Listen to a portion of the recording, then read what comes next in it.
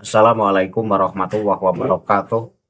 Apa kabar untuk seluruh pemirsa video saya dari Sabang sampai Merauke? Semoga selalu diberi keberkahan, rahmat, dimudahkan segala urusannya, dimudahkan rizkinya, diberi kesehatan oleh Allah Subhanahu wa Ta'ala, serta diberi hidayah oleh Allah Subhanahu wa Ta'ala untuk orang-orang yang belum mendapatkannya. Dalam kesempatan kali ini, saya akan meluruskan satu ceramah Bapak Sufi Dunia, yaitu Pak Lutfi bin Yahya asal Pekalongan, yang mana Pak Lutfi ini 13 tahun yang lalu ini pernah ceramah di Kabupaten Batang, di kota Pasekaran ini, di kota Pasekaran, Kabupaten Batang, yang sudah terjadi 13 tahun lalu, dan di situ ada juga Bapak Kiai Haji Said Akil Siroj. Ada yang perlu saya luruskan karena ada kesalahan dalam menyampaikan materi. Tentu ketika saya tidak meluruskan, saya khawatir apa yang disampaikan oleh Pak Lutfi bin Yahya sebagai sebuah kebenaran menurut pandangan orang awam. Kalau orang yang sudah paham, tentu tidak masalah karena sudah tahu apa yang disampaikan oleh Pak Lutfi itu tidak tepat. Tetapi ketika yang menonton kebetulan adalah orang awam, maka sangat disayangkan karena akan menyesatkan. Karena itu saya akan meluruskan di mana letak kesalahan apa yang disampaikan oleh Pak Lutfi bin Yahya. Namun seperti apa kesalahan Pak Lutfi bin Yahya dalam berceramah? Nanti videonya akan saya tampilkan. Namun sebelum masuk ke fase itu, untuk seluruh penonton dari manapun semua yang belum subscribe channel saya bisa tekan tombol subscribe, kemudian like, serta share video ini ke teman-teman semua agar yang belum tahu menjadi tahu. Yakinlah bahwa munculnya channel ini semata-mata untuk mengedukasi kepada seluruh umat muslim di Indonesia agar tidak terjerat oleh doktrin-doktrin sesat yang dilancarkan oleh golongan yang mengaku sebagai keturunan Rasulullah. Selanjutnya, tanpa berlama-lama, akan langsung saya tampilkan cuplikan pendek video Pak Lutfi bin Yahya yang ceramah di kota Pasekaran, Kabupaten Batang, yang durasinya tidak ada 1 menit. Penonton bisa simak video yang akan saya tayangkan berikut ini. Cuman kok para nabi utawa para rasul dadi wali be ora gampang. Dadi wali niku nek nyer ning atine sithik beda kaya dadi nabi. Nek dadi nabi niku wajib balag, dadi rasul niku wajib balag. Kok umpamane dijaluki mukjizat niku kewajiban ngetokake krana kanggo dasar percaya, sebab nek niku utusanipun Gusti Allah lan nabinipun. Nek wali niku ora, ning ana kalane dadi kuwi kewajiban ngetokake karomahe. Lho niku dari video yang baru saja kita saksikan, di situ Pak Lutfi membahas masalah mukjizat para nabi serta membahas masalah keramat para wali. Dan ini nampaknya sudah menjadi ciri khas ceramah Pak Lutfi bin Yahya, karena saya ini seringkali melihat ceramah-ceramah Pak Lutfi bin Yahya di berbagai daerah. Ini tak lepas dari membahas keramat mukjizat. Sebenarnya tidak efisien ketika seorang penceramah kemudian ceramah di mana-mana yang dibahas masalah mukjizat, masalah keramat. Akan lebih bermanfaat ketika ceramah itu adalah ceramah pendidikan yang berkaitan dengan ajaran Islam. Karena ajaran Islam itu kan luas. Tidak hanya soal keramat, tidak hanya soal mukjizat. Nah, ketika seorang penceramah ini hanya punya materi masalah mukjizat, masalah keramat, pendengar ini tidak menemukan ilmu baru. Jadi kesannya itu bahwa pengajian itu ya dongengnya masalah mujizat, masalah keramat, lagi-lagi itu yang dibahas. Dan ini kritik saya kepada seluruh penceramah, bukan hanya kepada Pak Lutfi. Seorang penceramah ini seharusnya benar-benar menguasai di bidangnya. Artinya benar-benar mumpuni dalam kajian ilmu agama. Sehingga ketika diundang ceramah di mana-mana, ini materinya tidak melulu soal itu. Kalau materinya melulu soal itu di daerah ini yang dibicarakan itu, di daerah yang lain lagi yang dibicarakan itu. Jadi kesannya itu kok itu saja sih yang disampaikan di berbagai daerah, ceramahnya itu saja sama. Nah ini kurang efisien. Sekali lagi seorang penceramah ini alangkah baiknya benar-benar menguasai ilmu agama. Sehingga luas wawasannya dan materinya itu akan berbeda-beda dan para jamaah ini akan mendapatkan ilmu baru dan akan mengetahui ajaran Islam yang sebenarnya. Bukan soal mukjizat keramat saja. Tapi bukan soal masalah ceramah mukjizat dan keramat ini yang saya kritisi. Tadi dalam video yang disampaikan oleh Pak Lutfi bin Yahya, di situ Pak Lutfi mengatakan kalau Nabi Rasul ketika dimintai bukti mukjizat maka harus mengeluarkan mukjizat itu sebagai bukti atas kenabiannya. Pernyataan itu salah, sangat salah. Karena apa? Ya karena Nabi ini tidak punya hak sama sekali untuk mengeluarkan mukjizatnya sesuai sekehendaknya. Karena apa? Ya karena mukjizat itu hak prerogatif Allah. Itu hak Allah semata. Kapan Allah mau mengeluarkan mukjizat dalam diri nabinya? Ini sepenuhnya Allah yang menghandle, bukan ketika Nabi ditantang oleh kaum yang menantang. Ayo, coba keluarkan mukjizatmu jika kamu benar-benar Nabi. Kemudian Nabi di waktu itu juga bisa mengeluarkan mukjizatnya seenaknya, tidak. Maka ketika dikatakan, ketika Nabi dimintai mengeluarkan mukjizat, maka harus mengeluarkan mukjizatnya sebagai bukti atas kenabiannya, itu salah. Itu salah dan itu tidak wajib. Tidak ada pandangan ulama satupun yang mengatakan ketika Nabi dimintai pembuktian untuk mengeluarkan mukjizat, lantas Nabi wajib mengeluarkan mukjizatnya. Itu enggak ada satupun pandangan ulama yang mengatakan semacam itu. Karena apa ya? Ulama paham bahwa yang namanya mukjizat, bahwa yang namanya keramat itu hak sepenuhnya Allah Subhanahu wa Ta'ala. Itu terserah Allah. Kapan waktu yang tepat Allah akan menampakkan mukjizat seorang nabinya, atau kapan waktu yang tepat Allah akan menampakkan keramat yang ada pada diri para wali-walinya. Jadi nggak bisa kemudian ditantang kayak sulapan. Ayo jika kamu ahli sulap, tunjukkan trik sulapnya sekarang juga. Nggak bisa.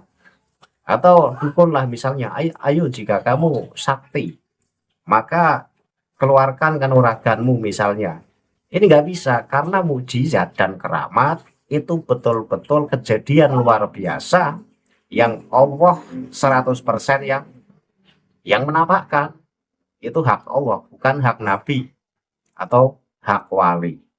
Jadi di situ letak tidak pasnya apa yang disampaikan oleh Pak Lutfi bin Yahya. Bahkan dalam Al-Quran itu juga pada saat Rasulullah diminta bukti oleh kaum yang menentang, Rasulullah diminta menurunkan kitab suci langsung dari langit.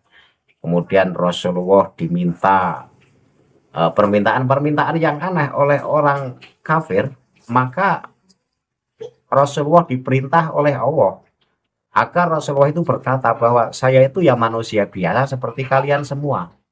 Tidak semua yang kamu minta lantas kemudian saya bisa mengabulkannya, tidak. Saya ini adalah manusia biasa seperti halnya kalian semua. Yang menjadi pembeda saya adalah saya utusan Allah. Itu saja.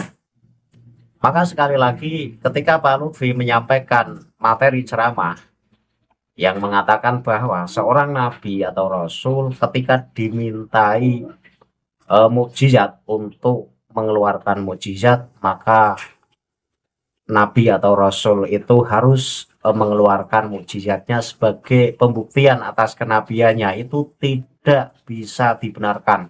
Itu salah. Sekali lagi itu salah.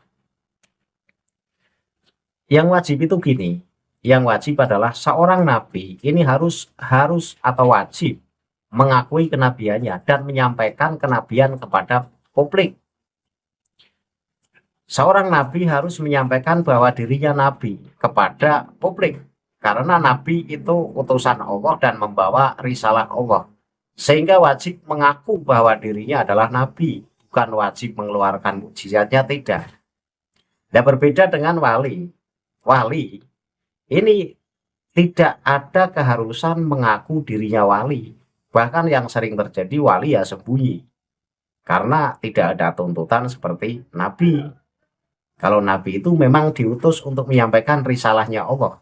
Tetapi kalau wali itu adalah orang-orang terkasih Allah dan tidak diberi mandat khusus untuk menyampaikan risalah. Sehingga tidak ada tuntutan kalau wali harus ngaku dirinya wali. Bahkan malah ya, tidak pantas ketika seorang wali kok ngaku dirinya wali, itu tidak pantas. Tapi kalau nabi wajib mengaku kalau dirinya nabi. Itu yang betul begitu. Bukan seorang nabi ketika dimintai untuk mengeluarkan mukjizatnya, maka nabi wajib mengeluarkan mukjizat sebagai tanda atas kenabiannya. Sekali lagi itu tidak betul. Nah, seorang nabi, rasul, wali itu memang diberi keistimewaan oleh Allah sebagai bekal dakwah. Jadi seorang nabi itu diberi bekal atau pelengkap lah, diberi pelengkap yang bernama mukjizat. Nah, mukjizat ini hanya terjadi dengan izin Allah. Ada dalam ayat Al-Quran yang membahas terkait mukjizat yang terjadi pada para nabinya Allah. Misalkan dalam surat Ar-Ra'd ayat 38 yang berbunyi wa makana li rasulin ayatiya bi ayatin illa bi idnillah. Dan tidaklah mungkin bagi seorang rasul membawa suatu mukjizat melainkan dengan izin Allah. Ini sebagai jawaban atas apa yang disampaikan oleh Pak Lutfi bin Yahya itu tidak tepat. Karena dalam surat Ar-Ra'd ayat 38 ini artinya dan tidaklah mungkin bagi seorang rasul membawa suatu mukjizat melainkan dengan izin Allah. Jadi rasul itu mukjizatnya keluar itu ya Allah yang mengeluarkan, bukan ketika nabi atau rasul ditantang untuk mengeluarkan mukjizat lantas serta-merta mukjizat itu keluar. Jadi jangan samakan mukjizat itu kayak uang di saku ya. Seakan-akan kayak mukjizat itu uang di dompet. Keluarkan uangmu, lantas kita mengambil dompet di saku kan. Kita tunjukkan uang kita. Tidak, beda. Yang namanya mukjizat itu kekuasaan penuh ada di Allah, bukan ada di nabi. Sehingga nabi ya tidak bisa dituntut ayo keluarkan mukjizatmu. Dan di waktu itu pula nabi lantas mampu mengeluarkan mukjizatnya, ya tidak. Jadi salah itu, salah kaprah Pak Lutfi. Itu ya jawabannya di surat Ar-Ra'd ayat 38. Itu sebagai bukti bahwa mukjizat nabi itu memang ada dan nabi itu memang dibekali mukjizat. Tetapi mukjizat itu keluar itu atas kehendak Allah, bukan atas kehendak nabinya. Kemudian ayat yang membahas terkait mukjizat lagi, yaitu ada di surat Al-Ankabut ayat 51 yang berbunyi awalam yakfihim ana anzalna alaikal kitaba yutsla alaihim inna fi dzalika larahmata wa dzikra liqaumi yu'minun, yang artinya dan apakah tidak cukup bagi mereka bahwasanya kami telah menurunkan kepadamu Alkitab Al-Quran sedang dia dibacakan kepada mereka. Sesungguhnya dalam Al-Quran itu benar-benar terdapat rahmat yang besar dan pelajaran bagi orang-orang yang beriman. Nah, ini adalah mukjizat terbesar yang Allah berikan kepada Nabi Muhammad. Jadi Nabi Muhammad ini tidak dibekali mukjizat yang aneh-aneh seperti halnya Nabi Musa atau Nabi Isa. Tetapi Nabi Muhammad justru dibekali dengan mukjizat yang luar biasa yang bernama Al-Quran, dan mukjizat Rasulullah itu umatnya itu bisa menikmatinya. Itu hebatnya. Jadi Al-Quran itu umatnya pun bisa menikmatinya, bisa membaca, bisa mendalaminya. Itu adalah mukjizat terbesar para rasul, ya Al-Quran, dan itu diberikan kepada Nabi Muhammad.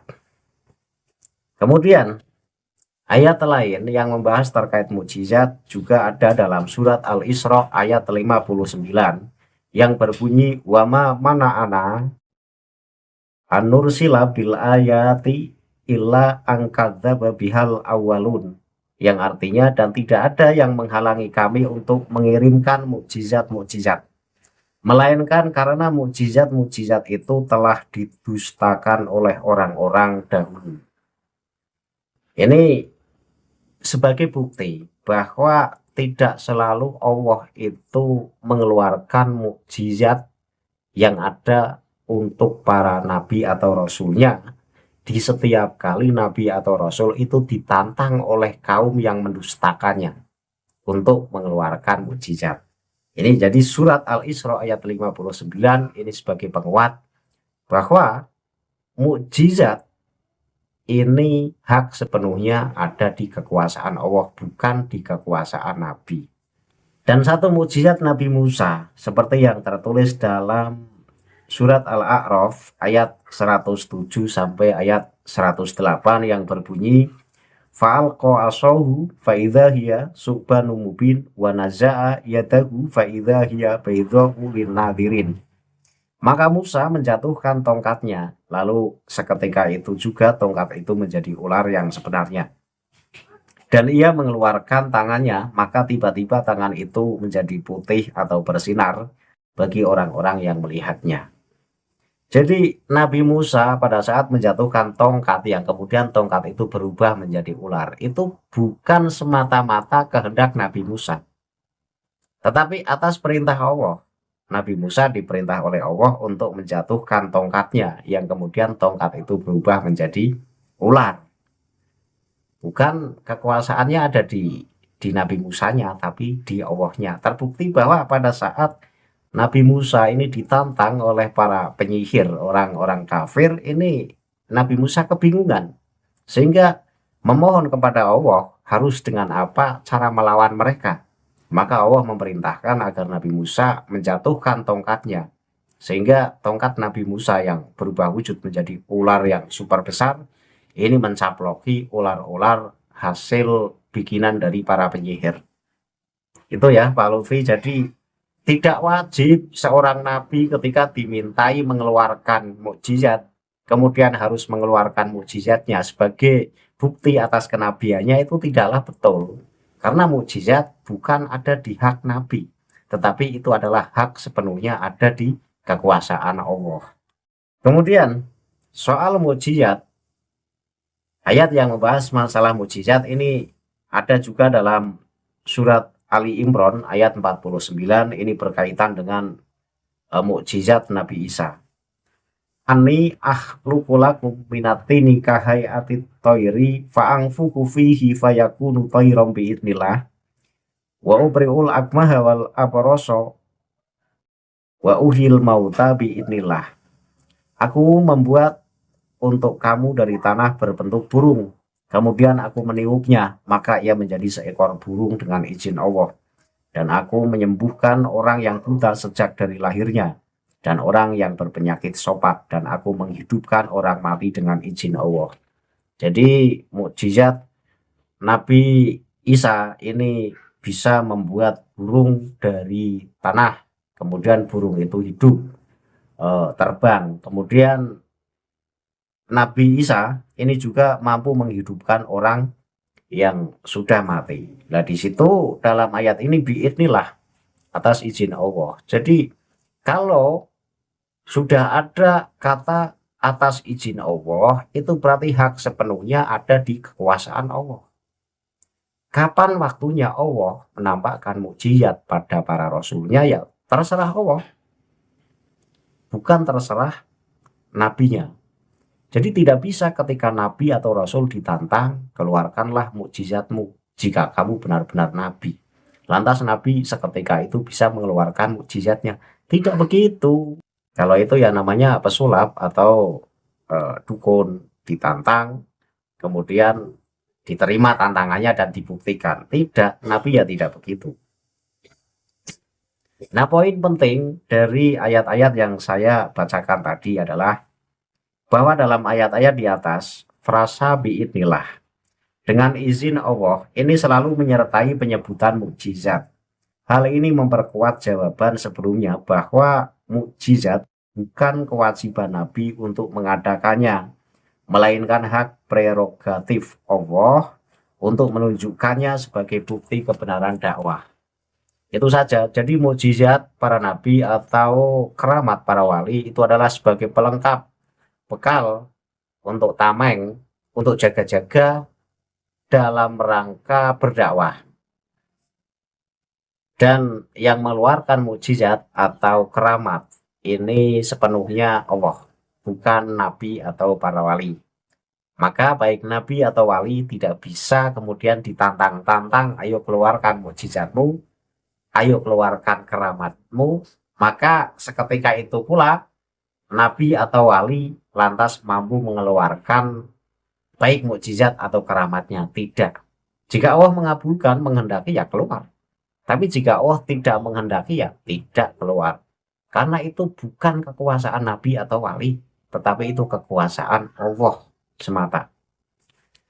Itu kritik saya terhadap ceramah Pak Lutfi bin Yahya 13 tahun yang lalu di Kabupaten Batang, yang mengatakan bahwa seorang nabi ketika diminta mengeluarkan mukjizat, maka nabi wajib mengeluarkan mukjizatnya sebagai bukti bahwa dirinya adalah rasul. Itu sebuah pernyataan yang salah, tidak pas. Maka saya luruskan dalam video ini.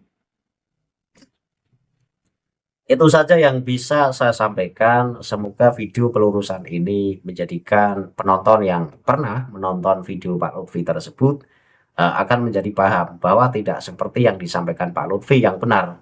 Tetapi yang benar adalah bahwa baik mukjizat atau keramat ini hak sepenuhnya ada dalam kekuasaan Allah. Sehingga kapan Allah mau mengeluarkan mukjizat yang ada pada para nabinya atau mau mengeluarkan karomat atau keramat pada para walinya, yaitu terserah Allah, nggak bisa ditantang-tantang. Itu saja kesimpulannya. Akhirul kalam, billahi taufiq wal hidayah. Wassalamualaikum warahmatullahi wabarakatuh. Salam waras untuk seluruh muslim di Indonesia.